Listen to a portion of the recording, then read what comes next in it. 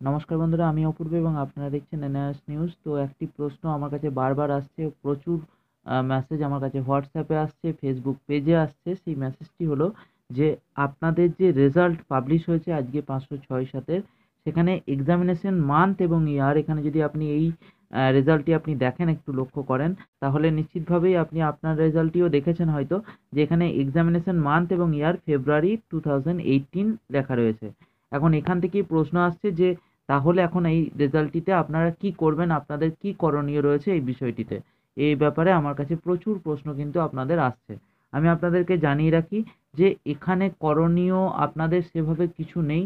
এই ভুলটি একটি মাইনর ভুল, এনআরএস এর একটি মাইনর ভুল। বিষয়টি হচ্ছে কি, যখন এই ডেটাটা কোনো একটা জায়গা থেকে ফেচ করছে, যখন আপনি আপনার এনরোলমেন্ট নাম্বার এবং ডেট অফ বার্থ দিয়ে সাবমিট করছেন, তো সেখানে যখন সে কোথাও থেকে, যে জায়গা থেকে ওই ডেটাটি ফেচ করছে, সেখানেই ওই জায়গাটি 2018 লেখা রয়েছে, ফেব্রুয়ারি 2018 লেখা রয়েছে, এবং ভুলবশত যে কারণে আপনাদের যখন রেজাল্টটি দেখাচ্ছে, শো করছে, তখন সেখানে ফেব্রুয়ারি 2018 আসছে।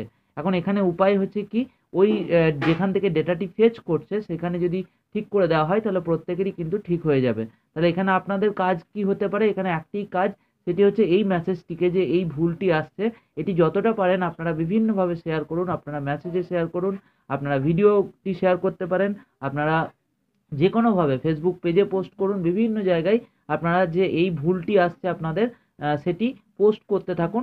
যখনই এনআরএস এর নজরে আসবে, এনআরএস কিন্তু তার সিস্টেমে ওই সামান্যতম চেঞ্জটি করে দেবে এবং আপনাদের তখন রেজাল্ট কিন্তু ঠিক হয়ে যাবে। তো আপনারা আপাতত এইটি প্রিন্ট করে রাখুন, এটা খুব একটা বড় ইস্যু নয়। আবারও বলছি, এটা হয়তো খুব তাড়াতাড়ি এনআরএস এর নজরে আসবে এবং তারপর ওরা ঠিক করে দেবে। তো আপনারা চেক করতে থাকুন কিছুক্ষণ অন্তর, এবং এই মেসেজটি যতটা পারেন শেয়ার করতে থাকুন যে এই একটা ভুল আপনাদের রেজাল্টে শো করছে। যখনই তাদের নজরে আসবে, নিশ্চিতভাবেই চেঞ্জ করে দেবে। তো ভিডিওটি এখানেই শেষ করছি। আশা করছি আপনারা আপনাদের উত্তর পেয়ে গেছেন।